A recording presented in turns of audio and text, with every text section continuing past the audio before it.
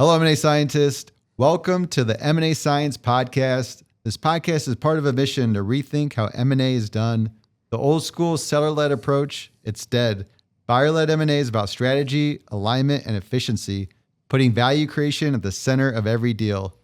Let's be real, it's not just about closing the deal, it's about making it successful. We uncover what truly works in M&A by learning directly from the best. If you're ready to challenge the status quo, ditch your outdated methods, and learn how to minimize risk while maximizing value, you're in the right place. For episodes, resources, and tools to elevate your M&A game, visit mascience.com. I'm your host, Kisan Patel, founder and CEO at Deal Room and chief scientist at M&A Science. Joining me today is Ben Beller, partner at Sullivan and Cromwell. Sullivan Cromwell is a top-tier global law firm known for its expertise in handling complex legal challenges across M&A, finance, restructuring, and litigation, with a legacy of advising industry leaders on high-stakes transactions. The firm combines deep legal expertise with innovative solutions for clients worldwide. Today, we're going to talk about how to navigate bankruptcy and restructuring in M&A.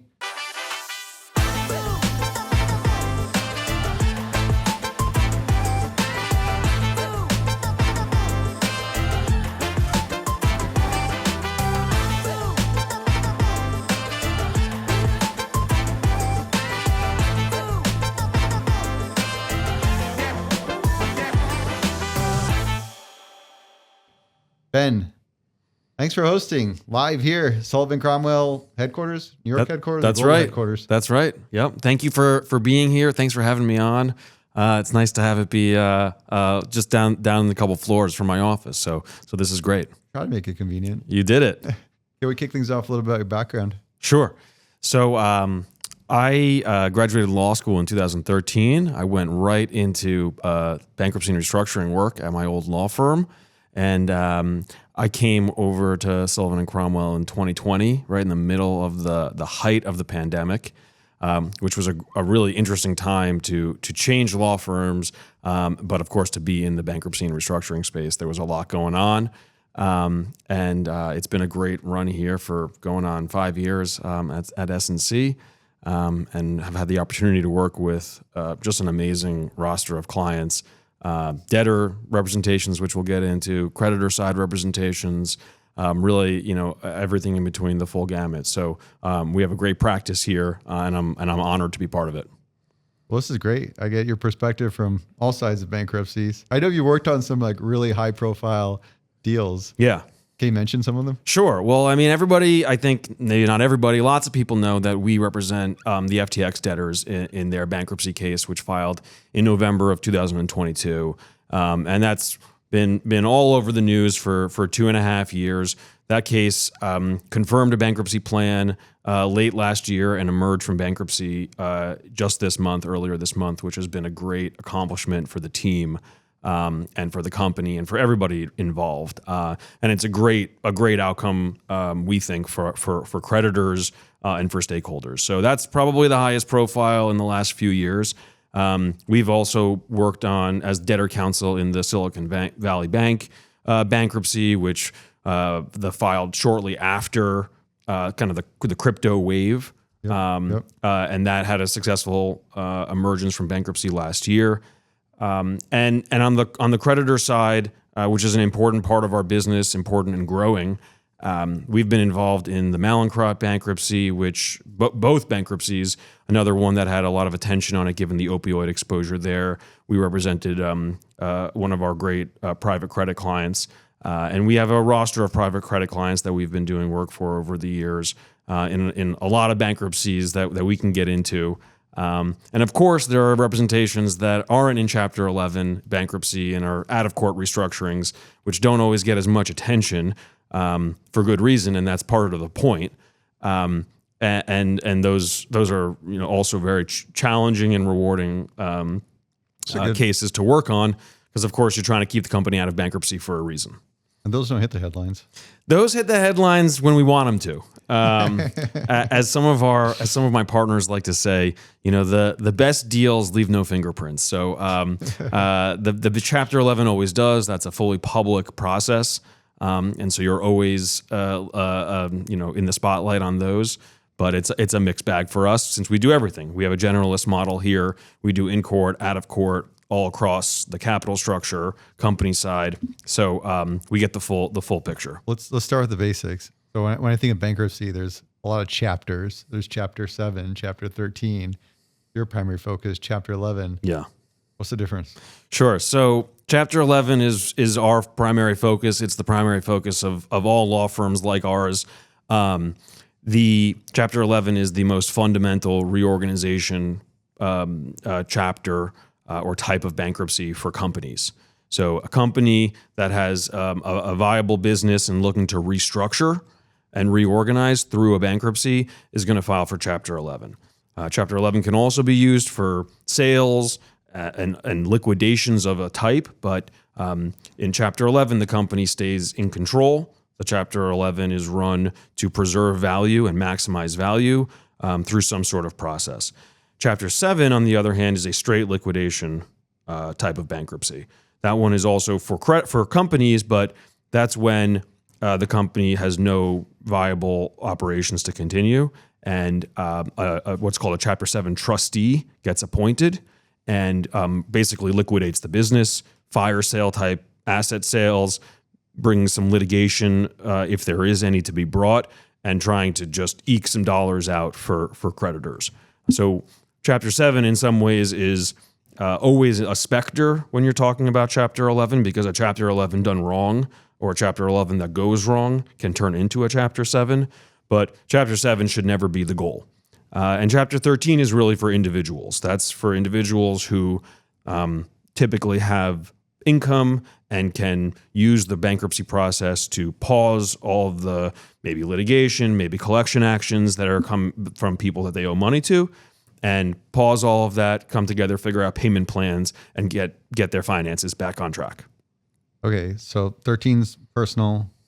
Between 7 and 11, most of it's 11. 7, if like the company's total FUBAR, you just do like a pure liquidation. That's what Chapter 7 is. But most of it's on a Chapter 11 where you're trying to get the most value for it. You know, either the company can come out restructuring, come out of Chapter 11, perform again, or figure out the best solution to get the top dollar to pay off the credit. That's right. And so our focus is on Chapter 11. Chapter 11s tend to be the most complex. Multiple stakeholders negotiating with organized groups across the capital structure.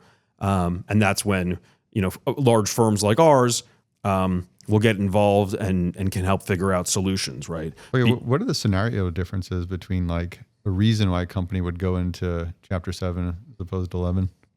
Chapter 7 is when the company basically has no operations to continue. Either they've lost all of their customer contracts, or all of their employees are gone, or there's really no future for the company. So there's not going to be a going concern sale. There's not going to be anything to reorganize around. You need value really to use Chapter 11. And so Chapter 7 is when you're just stripping it for parts. There's no real value to be left. Okay. You're selling, and you can think about Chapter 7 in a little bit of a different context than we usually work in. But if you have some sort of construction general contractor, terribly capitalized business, really has no inherent value other than the contracts that they have to do the work and get paid for it. And this happens all the time, is that general contractors file for Chapter 7 bankruptcy. They're selling the van, they're selling the tools. Maybe there's a little bit of litigation to be brought, but that's just an organized way to wind up and liquidate the company without paying creditors in full. Okay. In Chapter 11, the company is typically relatively strong, and it just needs to deal with its capital structure. Now, there's exceptions to those where the company, despite seeming like it has value, really can't sustain a Chapter 11 process. And that often is the case, for example, service providers, accountant firms. Those kinds of companies can't really survive a Chapter 11 because their customers aren't going to be around sticking out through the bankruptcy. But most companies can, if they've done proper planning and if they have frankly engaged advisors who can help navigate these things early and figure out strategies, figure out what's the best value maximizing type of transaction, engage with creditors in a constructive way rather than a destructive way, there's a path through Chapter 11 that can really preserve the company, preserve jobs, very importantly, and preserve value for stakeholders. Tell me more, because I noticed that Chapter 11, some go in and come back out, and some don't come back out. Like, what makes it a successful process for a company to continue? Well, often it's about planning, because what ends up happening is a company that doesn't plan in advance loses optionality. The more planning, the earlier you do it, the more you're strategizing with advisors, the more you can engage with stakeholders. And that's the name of the game. Chapter 11 is all about gathering as much stakeholder consensus as you possibly can while preserving the value play for those stakeholders who are either investing new money or compromising their claims, exchanging their debt for equity. And so a company that waits until they're basically out of money, you've lost all of your optionality, right? You're desperate for money. You don't have the ability to negotiate. You're just kind of dead in the water. But a company that says, look, we're going to have this upcoming maturity in 18 months, or we're going to have a liquidity issue in 18 months or 24 months, you can start planning even that early about how are we going to deal with this?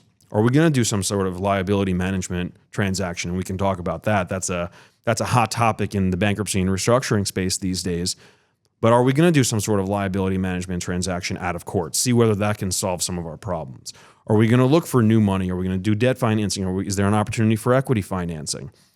How are we going to use the toolbox? That's what it's all about, to preserve the company and maximize value. And sometimes those things don't work. And then you say, okay, what's our plan B? We call it contingency planning. The contingency planning is what happens if all of our plan A doesn't work out? We can't raise financing. We don't get to a deal with our existing creditors to do some sort of out-of-court restructuring. Then you start talking about Chapter 11. And Chapter 11, there are options. Do we have an option for a prepackaged bankruptcy? Prepackaged bankruptcies are short. They cost less money, which is a huge problem in bankruptcy these days, the exorbitant cost of going through a bankruptcy process, Chapter 11 process. Yep. Can we do a prepack? Prepackaged is when you don't impair any unsecured creditors, meaning all of the unsecured creditors ride through the bankruptcy. It's as if the bankruptcy never happened for them. That's when you have, relatively simple capital structure. You have a cooperative lender or set of lenders in your secured debt, and you're doing some sort of transaction, usually equitizing their debt through the prepackaged bankruptcy, and the company can just continue on. That can often be a great outcome for all of the stakeholders. But not all the cases are as easy as that, right? You have different types of bankruptcies where you can file with a lot of consensus still, not quite a prepackaged level of consensus, but a lot of consensus, and you're running some 3 or 4 month process to impair unsecured creditors likely, do some sort of exchange with your secured creditors, maybe have some fights along the way, and then you emerge. So all of these are the options, and you have to be thoughtful early about what the best route is. And you have to be able to toggle. That's the other big thing. The earlier you start, the better situated you are to toggle when one route doesn't pan out.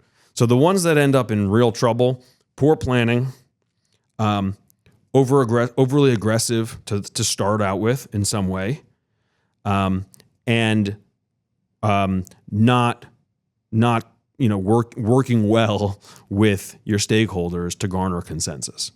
And at the end of the day, some of these companies, when you say don't come out, they might have to toggle into a Chapter 7. That was the Smile Direct Club, for example, case that had to turn into a Chapter 7, even though it was filed as a Chapter 11. And there were issues with that case that might be interesting to some of your listeners, but most of the time, you see a Chapter 11 filed by some of the typical players in this space. There's going to be a route out. It's not always the success that they hoped it would be when they filed. Sometimes it takes longer. Sometimes it goes a different direction. But one of the most important things when a company is thinking about a Chapter 11 bankruptcy is how are we going to get out? Sick and tired of running M&A deals on the seller's terms? It's time to flip the script. The Buyer-Led M&A Virtual Summit designed for corporate acquirers who want to take control of their deals from sourcing to integration. Join us for a live M&A Science podcast episode with IVC Evidencia, the largest veterinarian roll-up in the world. Learn how they pull off 300 acquisitions in a year across 11 different countries at scale, at speed, without the chaos. And hear how Brenton Point Capital Partners, Easton Select Group, and others scale roll-ups at speed.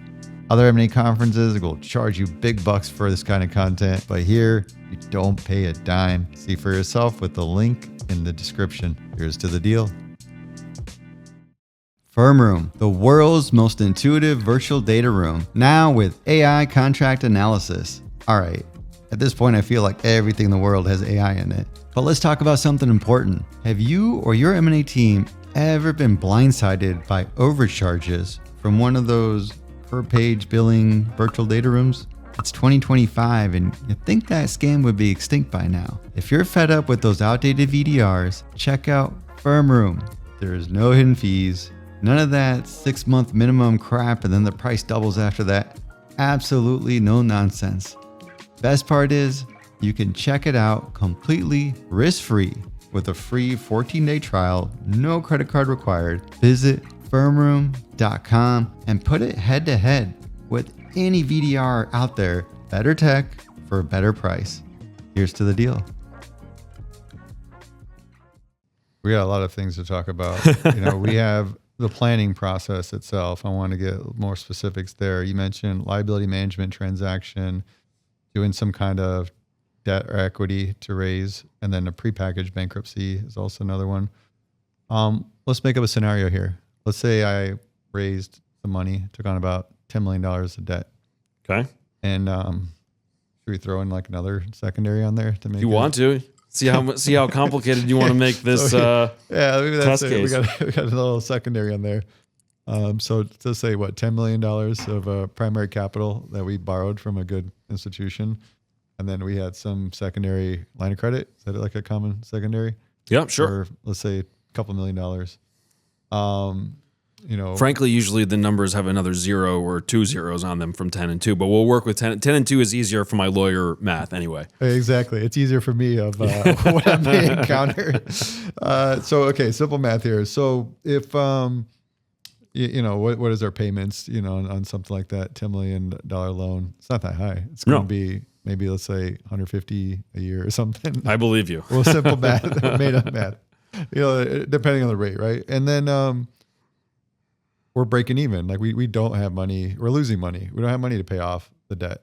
We don't have money to pay off the secondary. We just had a bad year, missed our growth targets, and lost a key customer. It was a really rough year.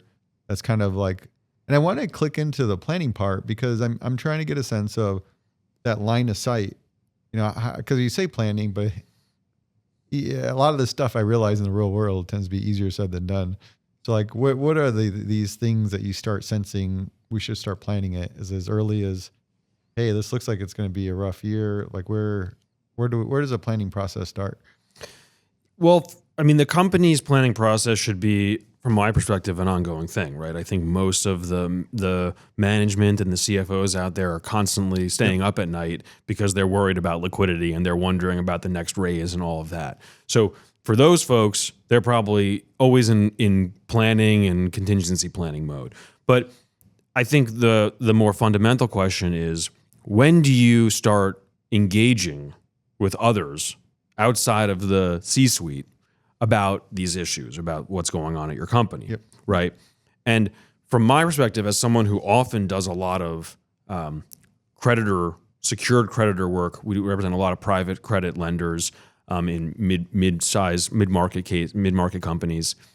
Knowing your lenders, having a relationship with your lenders so that you can then go to them and say, look, here's the situation.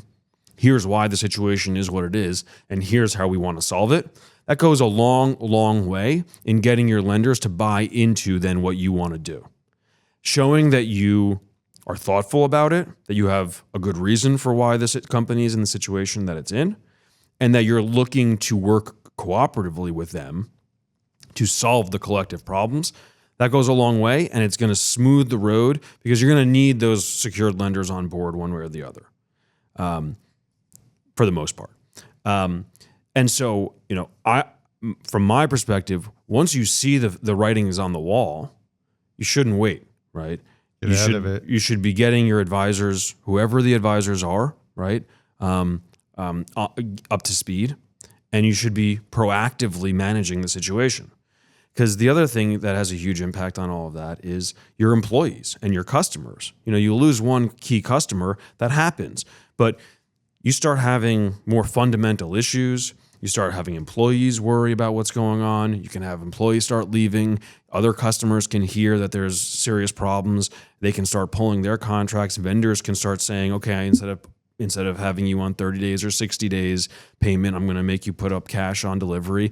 All of those little things are straws, and the straws can break the camel's back, right? And it can be a cascade. And so you got to get ahead of that cascade. So lenders can be different. Yes. When you borrow money. Yes. Some could be like cold-hearted loan sharks, and they want their money. Yeah. Might not send somebody to break your knees, but they sort of are pretty tough on where they stand. And then others may be more relaxed and flexible. Where do you see that? Like, what types of lenders sort of fall in what category? Well, I think this is the point. You have to know your lenders, right? And you should know. Almost like, and you got to know your lenders when you're taking their money to begin with. How do I know that? Like right now, I'm shopping for some debt, and I'm not even thinking about this. I'm just thinking about pure interest number and getting the best terms possible. But this is a good point. Is, hey, when you need the help, do you have a friend in your corner, or you're gonna sort of have somebody else that's going to be after you? How do you get a sense of that early?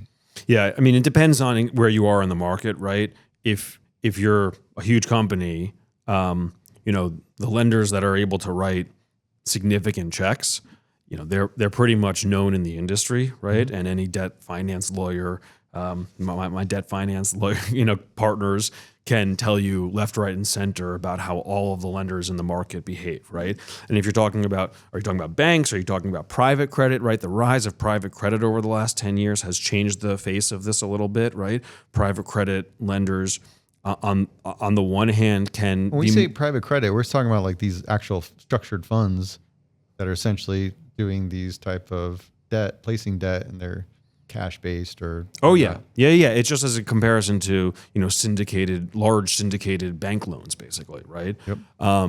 And, where the regulation is a little bit different and the underwriting standards are different and how they deal with their investments are different. But, of course, there's differentiation between the private credit lenders. So you got to know your lenders, and that's why engagement with them, even in non-distressed times, I think is an important step for any company. And so that that when push comes to shove, you have a sense of where they're going to be, right? At the end of the day, all these lenders are economic animals, right? They have made an investment. They have underwritten that investment with diligence, and they want to see that investment play out the way that they intended it to. Different lenders may take a different approach to achieving that goal. But for the most part, lenders are not in the business of foreclosing on assets. That's not what they want to do, right? That's their remedy at the end of the day. And one of the things that we counsel our lender clients about is you got to remember at the end of the day, that is your remedy, is taking the assets. And it can be very difficult in certain kinds of industries, regulated industries like pharmaceuticals. We've had a number of cases here. You can't just go take someone's pharmaceutical inventory and put it in your garage and then sell it, right? There's a ton of regulation about how it has to be stored. So that's a difficult position for a lender to be in, facing foreclosing on pharmaceutical drugs. That's not a great position to be in. So most of the time, lenders don't want to foreclose. That's the total nuclear option. And now different lenders will take different approaches in how they engage in the negotiations about how to avoid that foreclosure. Some will be more aggressive. Some will be willing to take equity. Some won't be. Right? You got to know whether your debt is held by CLOs who really can't hold equity. And so equitization for them is not that great an option. And that's why debt trades, right? Debt trades from banks, it trades from CLOs, it trades to people who are a little bit more agile and able to come up with creative solutions that can take equity, that can take warrants, and are happy to do that if the value is right. But at the end of the day, all of these lenders are economic animals who want to get paid back. And the earlier you are engaging with them about ways to do that, the more, again, optionality you have. Options, and you'll get a sense of their appetite and how they want to negotiate. Exactly. So many first conversations that we are involved in, whether we're on the company side or on the lender side, is saying to the other side, what are you looking for here? What do you want? Right?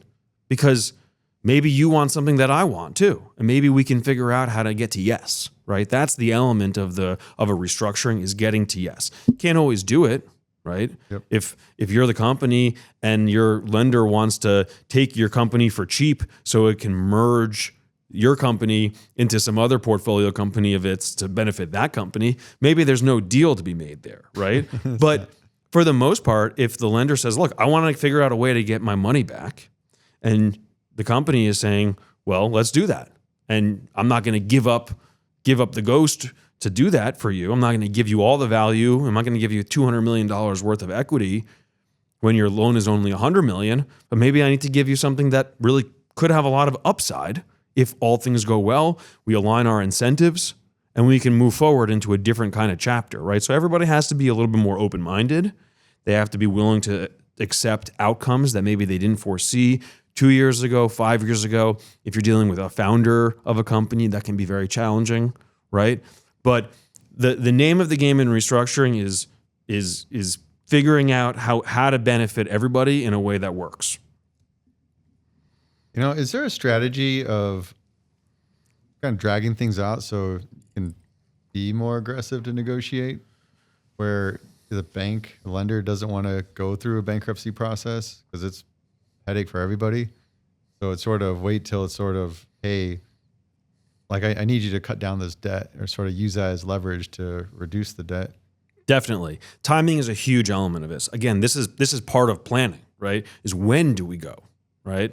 It's not just, go as early as possible. It's when do we go and approach them? And what is the situation what is the proposal that we approach them with?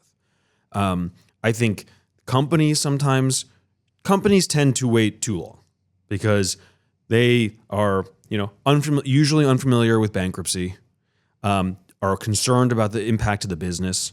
Often the decision makers, frankly, have equity at stake and want to preserve equity, which is sometimes a challenge to do in bankruptcy. And so they're often waiting. They want to drag things out as long as possible. But what we see is sometimes lenders jump the gun, and lenders will go too early, and they will kind of put the company the company doesn't have to do a transaction. Maybe they would in 6, 12, 18 months. But going too early can actually harm the process and make it more difficult if the company says, well, you don't have any leverage over me right now. If there's no default. Initiate the Chapter 13? The lender? Yeah, they can No, initiate. well, I don't mean to initiate the Chapter 11 case, but to initiate restructuring discussions, right? What often happens is these kinds of situations, the company's doing fine, the debt is trading publicly at a fine price, not distressed, not stressed, and then something happens, the prices come down, the debt trades. It trades to people who are practiced in the world of distressed investing. They buy the debt up at a relatively cheap price, and then they're ready to act, right? They're ready to engage with the company to then turn their 50-cent paper into 75-cent paper. That's a whole other element. Somebody can actually sell this debt for cents on the dollar, and then now you got to deal with somebody that's more ROI driven. Right. And debt trading is a whole topic that is very important, and we've seen that's been a really interesting, and it's been pretty well covered in the FTX case, where this wasn't financial debt that was trading, but there's just regular claims trades. So, customers are able to sell their customer claims in the open market. And there's a lot of funds that very early on in the case went and bought up a ton of customer claims on the public market, on the open market. and have turned that into a very successful return on investment. But yeah, all of the publicly traded debt for these, for large companies gets bought and sold and traded, and it usually makes its way into the hands of people who are familiar with restructuring, familiar with the bankruptcy process, not necessarily vultures, not necessarily lenders who want to do wrong by the company, but people who know their way around the system and can use the system to their advantage, right? And they might come in and say, okay, I'm ready to engage with the company about what a restructuring looks like because the debt is trading low. The company has serious problems. The company needs to face these problems, and we're here to help, but we're not going to be here to help forever. So the company needs to engage with us now. Right. And then the company has to say, okay, well, what are we going to do? What do we, what are our options? What kind of leverage do we have? Are we willing to engage with them right now? Do we feel like we need to wait until something that's on the horizon has happened and then we're ready to engage? So again, this is all the strategy, and each case is different and each situation is different. But again, you gotta know who you're dealing with. You gotta know how you're going to do it, and you gotta start thinking about it early. Okay. So timing is going to be a big thing. Early planning, but even with that, there's still an element of timing. Going back to our private debt case over here, example, that we still try to get a sense of early of what we can do. We probably strategize, maybe even get some outside perspectives and what are different things that we could propose. And then hopefully try to clear things off early. But if that doesn't happen, one of the elements too that you mentioned, maturity. So here's a debt that sort of has an end date that needs to pay out basically. Yeah. And then that's sort of like, you can get a sense of planning then that, hey, here's something that's going to come up and we need to act on it. It's not natural just to try to refinance that debt. It is. The problem becomes when you can't refinance it because your overall picture doesn't look as good. Exactly. So they said, hey, nobody wants to refinance this debt. We got a problem. Either nobody wants to refinance it or the price is not right. And for whatever reason, you can't refinance it, right? And so then you have to say, okay, well, what are we going to do now? When you said liability management transaction, tell me more about that. Yeah, so this is something that it's become a phenomenon a little bit in this business, and in the restructuring, tabloids or whatever you want to call them. There's a ton of focus on all of this, and it started to make its way into the more other financial press. I don't know if it's familiar to you and your listeners from the M&A side, but basically it's when typically a private equity sponsor, although it's not only for private companies, it's also for public companies, but the owners of the business engage in some sort of transaction to manage their liabilities, as the name suggests. And you can have liability management transactions that are plain vanilla. Those are, you would just call restructurings or exchanges of debt. But what I think people really mean when they talk about liability management transaction is some sort of either coercive transaction with a minority group or not a subset of your lenders that favors those lenders over other lenders, involves amendments to the debt documents, involves super senior issuances, drop-down transactions, up-tier transactions, double-dip transactions. These are all the words that have come into the vernacular in the restructuring space over the last 10 years, which you can probably have a whole nother podcast on, frankly. Can you tell me what some of those mean? I never heard any of them. Yeah. Drop-down. Yeah, people love catchphrases, and that's kind of what these are. I love learning these catchphrases. Yeah. So, under a typical debt document, right, there's all these negative covenants about what you can and can't do as a company, and your company group. And it's, you can't just go dividend all the money we give you up to your equity owner, right? Mm-hmm. And it's, you can't go out and raise $1 billion of debt senior to us, or even pari passu with us, or maybe even junior to us, right? And so what's pari passu? Equal in ranking. Equal in ranking, okay. And so this is a whole negotiation that happens when you're entering into this debt. And the negotiations are different, again, whether you're in the private credit market whether you're in the syndicated loan market, and these are all, the S&C capital markets, leverage finance folks like my partner Ari Bloud and Neil McKnight. They're the ones that are typically negotiating all of these things when the debt is issued, and it's a whole negotiation between the lenders and the company about what you can do, right? Years go by, and the company is maybe facing some distress or stress, and people start thinking, well, my debt, even though it's senior secured, is trading at 60 cents on the dollar. If I exchange my debt and somehow get senior on some assets that get moved, and even if I exchange that into a smaller amount of principal, I can turn my 60 cents on $100 million into 80 cents on $90 million. Yep. Yeah. Right? And so the question is, how do I do that within the restrictions of the debt documents? Yeah. So drop-down transaction is moving assets in the collateral package for your existing debt into typically a newly formed subsidiary that itself then issues debt to a subset of your current lenders, where the lenders are exchanging their current debt, they're getting the new debt. Usually there's a new money component, which makes it worthwhile for the company because they're getting some incremental financing that they probably wouldn't otherwise have been able to get in the third party in the public market.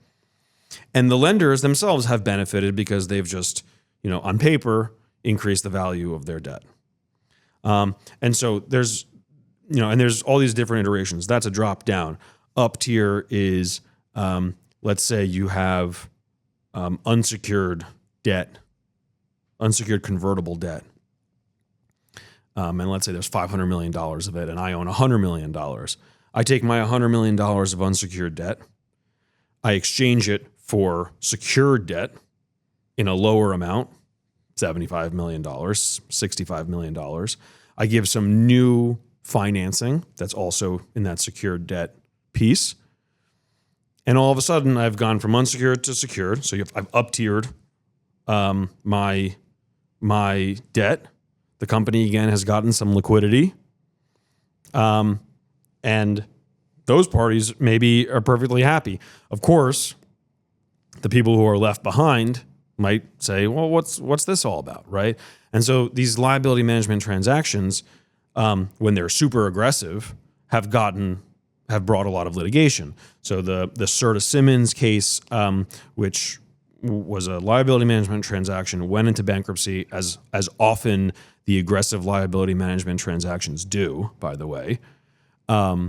And then there was litigation in the bankruptcy case. It went up to the Fifth Circuit, and there was this was a case that got a lot of attention in the industry because the Fifth Circuit basically said that the transaction was not permitted. So and that's it's just contract law, right? Yeah. This is just interpreting the terms of the debt documents, and whether what was done was permitted or not. And so this is again why, having leverage finance and restructuring lawyers at S&C, we have a generalist model. And so both at the firm, but also in the finance and restructuring group. And so the finance and restructuring lawyers are doing both the liability management transactions and the out-of-court restructuring and the in-court restructurings, right? We're a one-stop shop. Being able to navigate the debt documents in creative ways, but in ways that are going to work. This goes to your point about a Chapter 11. You can't just do a transaction and say, well, maybe it works. It's got to work, right? Right. So being able to structure these transactions has become very important to companies who are looking for ways to avoid Chapter 11, bring in some liquidity. But of course, there's always a risk of litigation, and that has its own. You got to make the cost benefit analysis. You get quite creative. between this example of a drop down and up tier. Well, I wish I had invented all of this, but this is, people have been doing these transactions for quite some time. Another famous, you hear the names. J. Crew was a very famous one of these that had a litigation over it. A lot of retail cases, frankly, but it's not just retail. This has become part of the industry, and frankly, it's become a huge part of the industry. And one of the reasons that people say that bankruptcies over the last couple of years have actually not been as high as historically they tend to be is because of the rise of the frequency of liability management transactions and those largely deferring bankruptcies. Because as I said, the aggressive liability management transactions almost always end up in bankruptcy anyway, even though they're intended to avoid it. So there's those cases still file for bankruptcy, but it's smoothed out the waves that we were kind of used to seeing post financial crisis in 2014 to 2019 with oil and gas wave, retail waves. Those are kind of in some ways been smoothed out by these liability management transactions. You mentioned earlier prepackaged bankruptcy. Can you explain that a little more?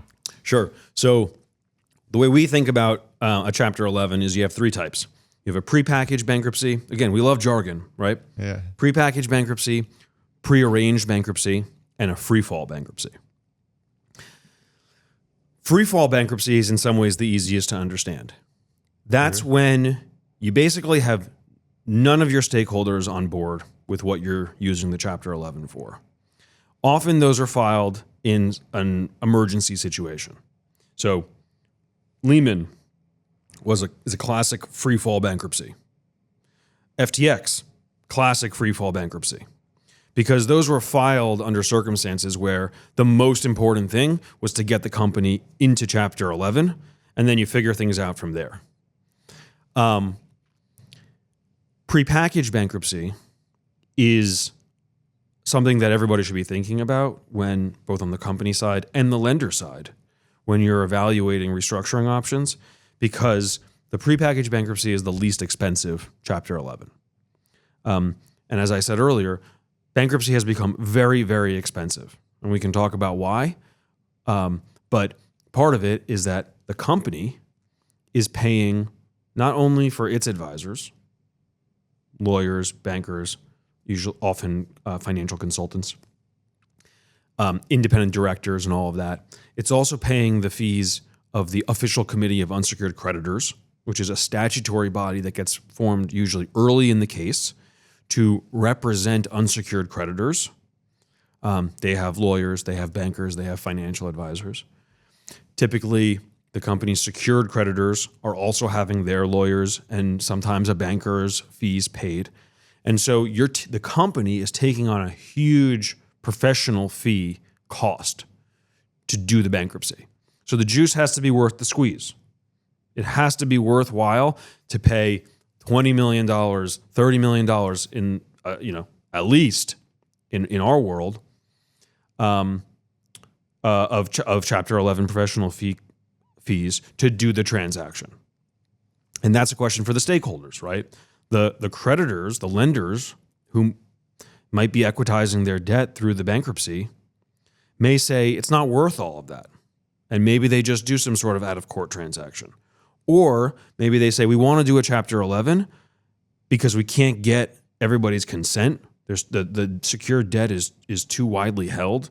It's going to be too hard to get 100% lender consent, but we have to exchange all this debt.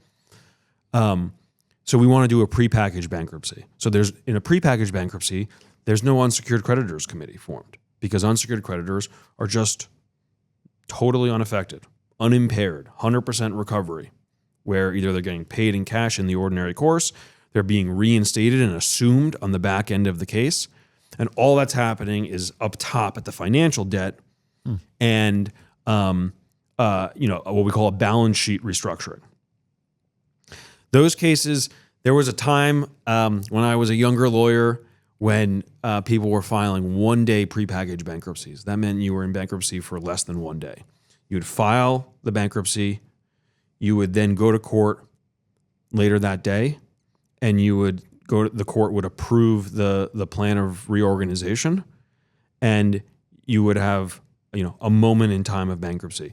That's great when you can do that, and when you're because there's minimizing disruption to the business. Again, worried about employees, worried about customers, worried about all of that.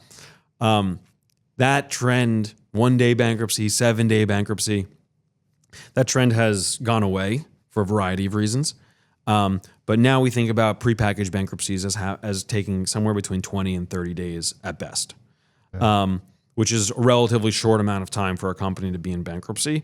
And it gives the most certainty to the market. It gives the most certainty to vendors, to customers, to employees. But at the end of the day, it has to make sense economically because you're not impairing any of the unsecured debt. Right. So can't be a terrible situation. It's one that you're likely going to see the business from there. Right. The business has to be strong otherwise. It just has to be that there's too much financial debt on the company. The interest cost is too high. And the lenders have to agree with that. And they have to say, look, we're willing to give unsecured creditors 100% recovery, even though we secured creditors who are senior on the assets are taking less than 100% recovery because we're turning our debt into equity. Yep. They have to be willing to say, this is the best path forward. This is the best way to preserve value. This is the best way to return investment on our investment. This is the best way to pursue the interests of our investors, right, and our LPs, because at the end of the day, the lenders, they have their own obligations to their investors that they have to pursue, right? So that's a prepackaged bankruptcy. You try to get in and out as quickly as possible, do the least amount of time in to minimize disruption to the business. Not always viable. Not always viable. Prearranged is, I would say, the vast majority of bankruptcies. That's when the company has done adequate planning, has engaged with their typically secured creditors, but doesn't have to be secured creditors, about a transaction in bankruptcy. And you come into the bankruptcy with that support, typically through a restructuring support agreement that lays out the basic terms and timeline of the case. Is it going to be a sale, or is the company going to run a sale process in bankruptcy? Are the creditors going to credit bid? That's when you use your debt as consideration for buying the assets. Maybe you have to throw in some cash too, but it's mainly going to be debt. Is it going to instead be a plan case where there's an equitization of some sort? Is there going to be a rights offering? Is there going to be new money coming in? What's the exit financing going to look like? Those are the negotiations with the supporting creditors, and often your equity owner too, about what that bankruptcy is going to look like. And the idea there is, if you can, you try to make it 3-4 month case, which gives sufficient time to go through the due process considerations that are required to get the benefit of bankruptcy. Usually sufficient to market the transaction, because one of the important things in bankruptcy is to make sure that there is an adequate process to make sure that the transaction that the company is trying to do is value maximizing. You can't just come in and say, don't worry, judge, don't worry, everyone, we've decided. There's still business judgment. There's a huge amount of business judgment deference, but you have to be able to prove that as a matter of evidence in court. So there's somebody that can come in and just put an offer to buy the company. Oh, yeah. Just because it's in bankruptcy. Oh, yeah. Well, usually what happens if there's going to be a sale process, there's an organized process. People have to sign NDAs. People get access to the data room. People put in bids by a certain date. Maybe there's an auction. We can talk all about that, because I think that one of the interesting things for your listeners who are more in the M&A space is a little bit of unfamiliarity with the M&A process in bankruptcy.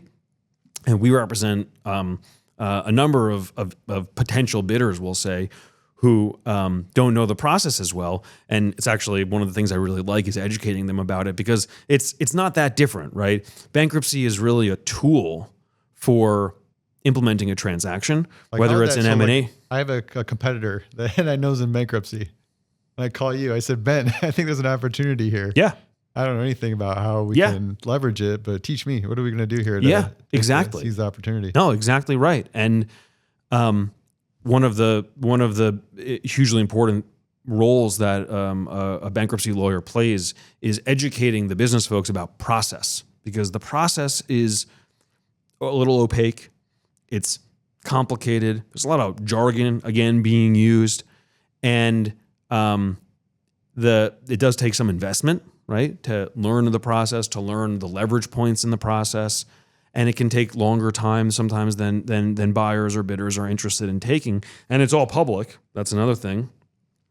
But at the end of the day, Chapter 11 is a tool for implementing a transaction, whether it's M&A, debt financing, equity finance, or a combination of these things. In any event, these prearranged cases, whether it's going sale route or a plan route, again, takes strategy, takes discussions with your lenders. There's pros and cons to each, and it's all dependent on the status of the business. And one of the things that, again, hugely important for our clients is S&C's ability, our group's ability to do all of those transactions, regardless of what it is, and to bring in our elite M&A colleagues, to bring in our elite capital markets colleagues, whoever it is. The restructuring folks sit at the center of it, and we're there to be Swiss Army knife type lawyers, right? We're there to implement a transaction at the end of the day. I wanted to ask. I mean, this is a great in terms of. Wait, do you want to give the example of like how you would brief like this? The example of the competitors. Hey, I found out that they're going to bankruptcy.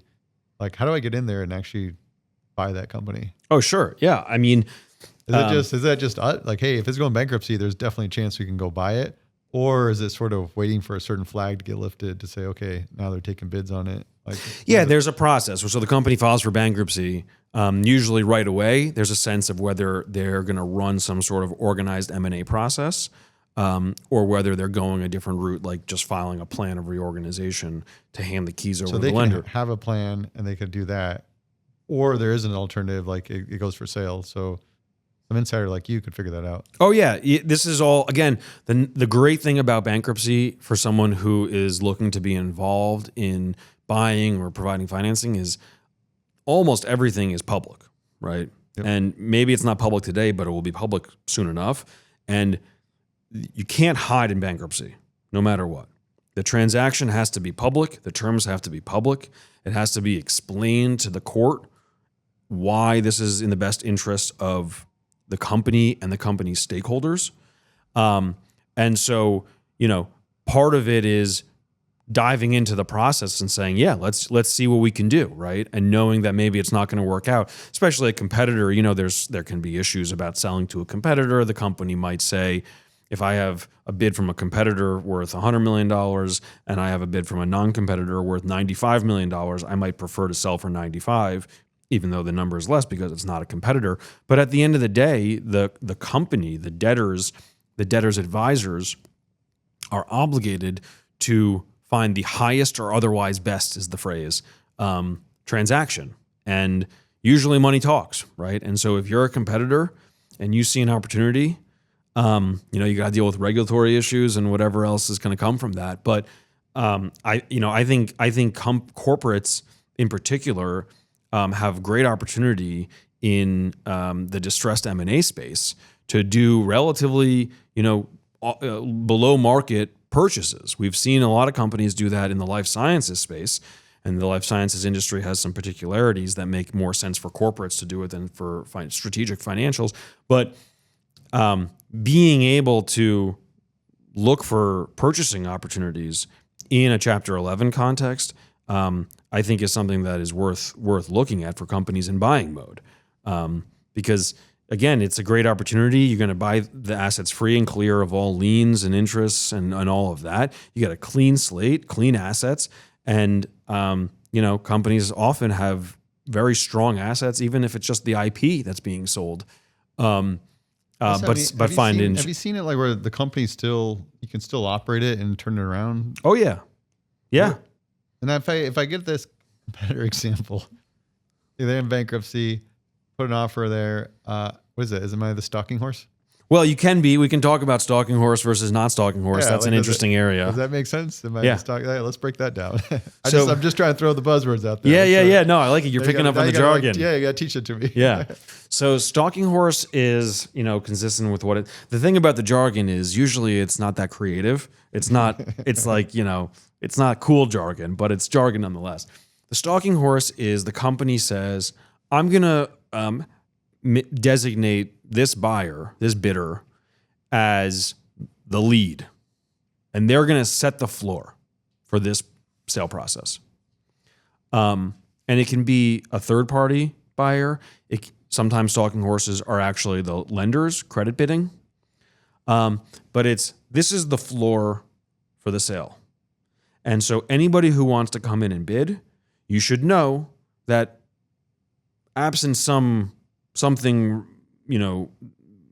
significant, we're not taking less than this, right? And so usually the bidding procedures that get filed and approved by the court that say, here's how this whole process is going to run. They'll say, when you get to an auction, you're only going to be a qualified bid if you are determined to be higher than the stalking horse bid, or if the company otherwise determines. And then you get to an auction, and before the auction starts, maybe the stalking horse bidder is the lead bid for the auction, maybe not. But there's then a lead bid for the auction. And every bid after that has to increase over that lead bid by some determined increment, depending on the case. But the stalking horse bidder, if it's a third party, usually is going to be given court-approved stalking horse protections. And that can come in the form of a breakup fee. So you're doing a service to the company by creating a floor for the auction. You got to get paid for that. So 3% breakup fee of the purchase price. You're going to maybe have your advisor's fees paid by the company. By the way, adding to the cost of a Chapter 11. Usually there's a cap, but stalking horse legal fees are paid for. So, and that's designed, again, to give structure to the sale process, set a floor. Again, it's designed to give certainty to your customers, to your vendors, to your employees, that there is some path forward here. How often do you see the stalking horse bid be the winning bid? Is it a situation where there's no competition when that typically happens, or does it turn into a real auction that's competitive? So it varies, and things have changed over time. I think in the slightly previous generation, stalking horse bid was often going to be the winner, and that was either because it almost chilled the bidding because nobody wanted to compete, or because the stalking horse really wanted the asset and was willing to come into an auction, increase its bid, keep bidding up until it got what it wanted. These days, I think the trends probably are a little bit different. I think the likelihood of the stalking horse winning the bid has gone down. Part of that is because sometimes the stalking horse bidder are the lenders, and the lenders are credit bidding. And the credit bid can have a lot of hair on it. You can have challenges to the debt. You can have, because there's not cash coming in, you can have objections. A third party who really wants the asset can come in and put cash on the table, sometimes even less than the amount of the credit bid, and still get the asset. So I think when there is a stalking horse bid, it can sometimes create a more lively bidding dynamic. But I also think the frequency of stalking horse bidders has gone down. Something we've seen a lot over the last 18 months in our cases has been companies deciding that the stalking horse just isn't worthwhile. It's not worth paying the bidding protections, and it's not worth the risk that having the stalking horse actually chills the bidding, as I mentioned. So sometimes the company says, if you came up $50 million or whatever it is, maybe we would make you the stalking horse, but when your bid is at this price level, it's just not worth it. We'd rather have a naked 363, as we call it, go into an auction and see what kind of bidding dynamic we can have. And that's also when it's really important to have good advisors on all sides, including good bankers who can really have a finger on the pulse of the market and to say, look, this bid is okay, but I think if we go out, there's going to be enough bidding interest to have a bidding environment at auction without it. Interesting. Do you see it's like nowadays there's more visibility and that's why you sort of see more likeliness of credit bids, third parties getting involved?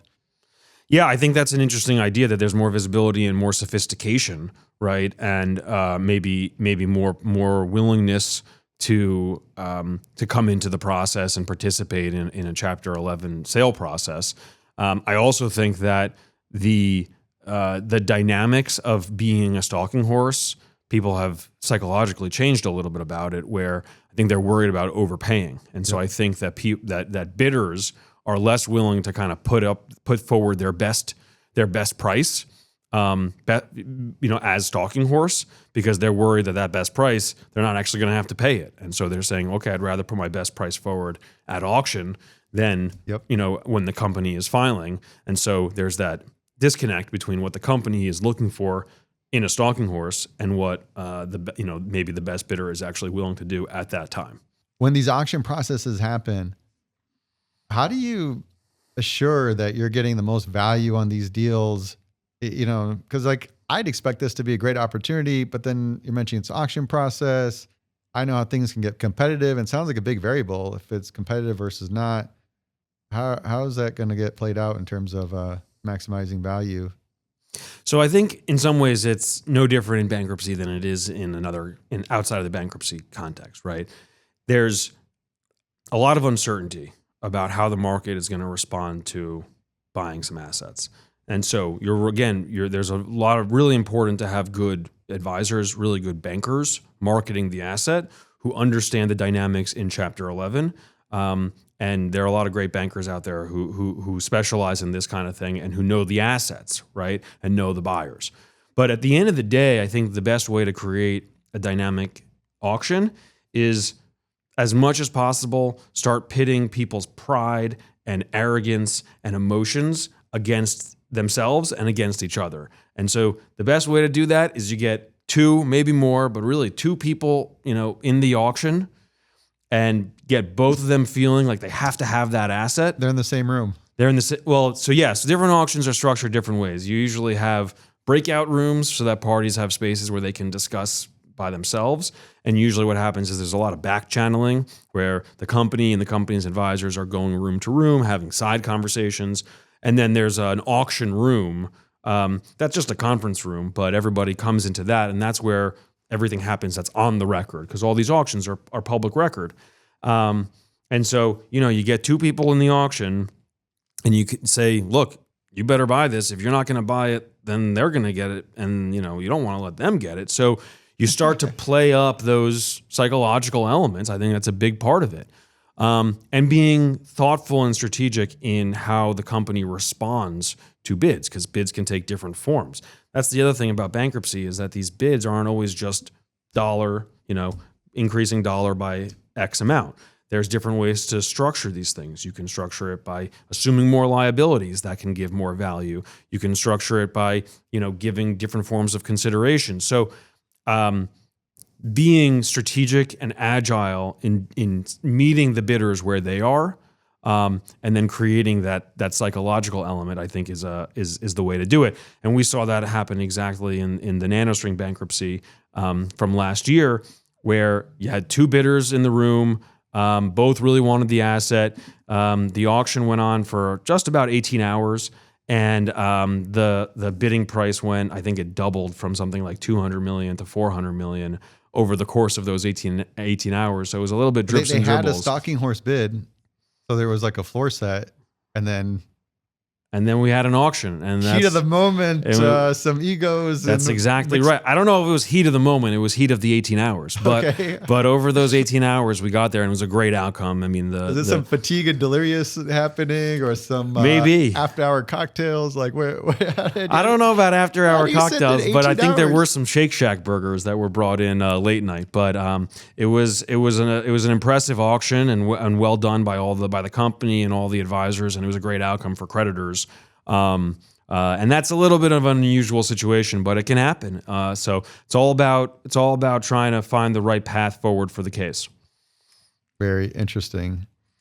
Anything else around like structuring considerations when you're buying like a bankruptcy or business out of bankruptcy? Yeah, I think this is really important for your regular way M&A listeners to think about, because even when the company is nowhere near bankruptcy, if you're buying a company and you're trying to bring it into the rest of your company, you got to think about, well, what happens in a downside scenario? And I think it's really important to be thinking about that from a structuring perspective. Is this a company that has a lot more risk than the rest of your business? And so do you want to try to figure out ways to keep that business a little bit separate in case there are some liability issues? Is this a business that selling football helmets where you could end up with all these lawsuits about how your football helmets were not safe? You don't want that to infect your business manufacturing microphones, which were pretty low risk, I hope. So, we talk a lot we work very closely with our M&A colleagues, with our M&A bankers to advise buyers hand in hand about how to maximize the benefits from the transaction, but also be thinking about, well, what happens in a downside? That's a strong point, having a holistic view on the structure post-transaction. Yeah. Naked 363, another cool bankruptcy term. There's a 363 asset sale, same thing as a naked 363? So naked 363 is basically is a 363 asset sale without a stalking horse bidder. Okay. So you're going Ultimately, into the any case. Sale is a 363 in a chapter. Fundamentally, we call it a 363 sale because Section 363 of the Bankruptcy Code is what authorizes the sale of assets in a bankruptcy proceeding and sets out what you have to do, what the requirements are, what protections are for creditors, secured creditors, all of that. So we call it 363 sale, but it's just an asset sale. And if you do it without a stalking horse, it's a naked. That's what we call it. That's the terminology we use. And my partner Ari Blaut and I actually wrote an article with the heading "Naked 363" about this trend, especially in life sciences cases, which is something we've had a lot of experience in. And I insisted on using that word "naked" because I figured it would get a lot of attention when you send it out in people's emails.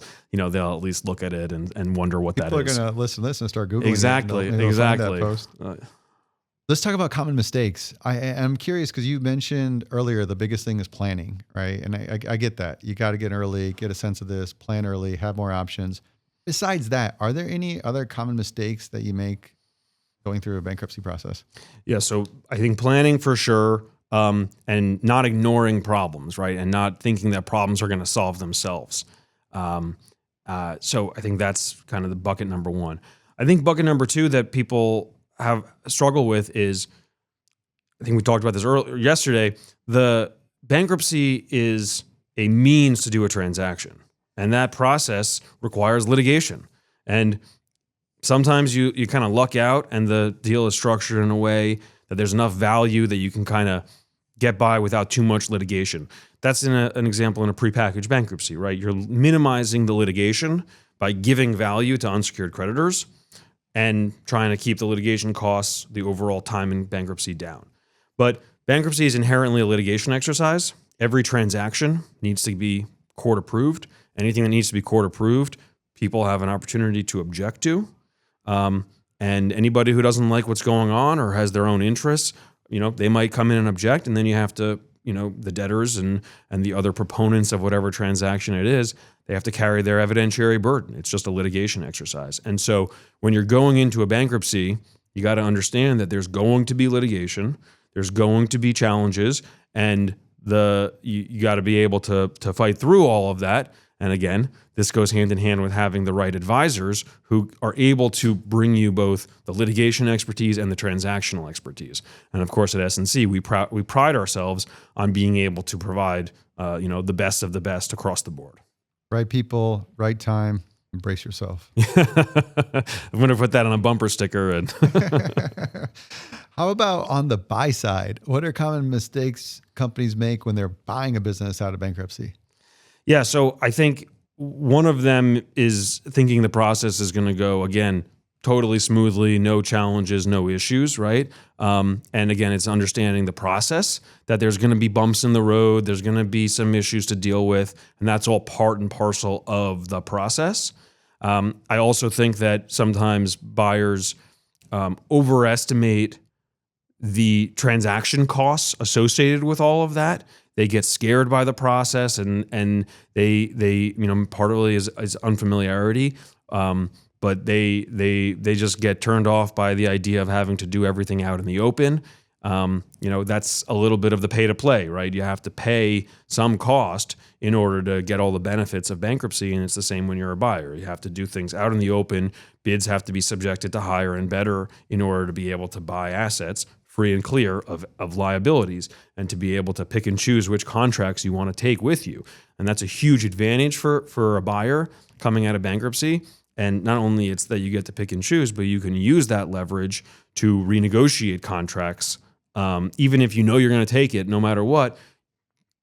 Contract counterparties, they don't want to be left behind. They want to go with the new business because there's a future there. So they're going to be willing to make concessions to you as the buyer, and making sure that you're thinking through, okay, how much leverage do I have? How do I use this leverage to really set the business up on a go-forward basis on the best foot that it possibly can come out of? That adds a lot more dynamics and complicates things in terms of how you negotiate and put an offer together. Oh yeah. It's a hugely important piece of it is what contracts you're going to take, and thinking creatively about what that business looks like and what you want it to look like. Because at the root, you're buying assets, right? And you're picking and choosing kind of what comes along with it. And being strategic about that, having, again, advisors who can help you think through the process for implementing the business decisions, that's a hugely important piece of it. And you got to be thinking about that anytime you're in a 363 process. How's the trends in distress lending and debt trading affect corporate restructuring? So we've talked about liability management transactions, and that is the trend du jour, de moi, and much more. It's the last few years has been an explosion of this liability management transaction activity, and that will continue. And there's always it's a little bit of a nascent industry or area, and so you're getting court decisions that really affect how people are thinking about those kinds of transactions. And then you have advisors and smart investors and smart private equity sponsors and smart companies saying, okay, now that we have this information, now what are we going to do? How are we going to change the way documents are written to be able to do transactions that we want to do? How are we going to take advantage of the way the documents are written when we need to do some sort of exchange to take advantage of a discount, to get more liquidity, whatever it is? So that is a continuing trend, and it's morphed over time. For good reason, the courts have an impact on how all of that is done. But that is certainly a huge trend that will continue. Getting more complicated. Earlier we talked drop down and up tiers, and so it's. Oh yeah, there's. I'm sure there's more to come, more jargon for you as everybody tries to get more and more creative. Do you see any upcoming changes or reforms in bankruptcy laws that could affect corporate restructuring? So it's always hard to predict what reforms there will actually be, including given sometimes some paralysis in making law and changing laws. But I think two areas that get a lot of attention when you think about reforms are the cost of bankruptcy, and we've talked about that a bit, and venue. And venue has been off and on people's radars at different times over the last 10 years in bankruptcy. There was a lot of attention put on it during the Purdue bankruptcy.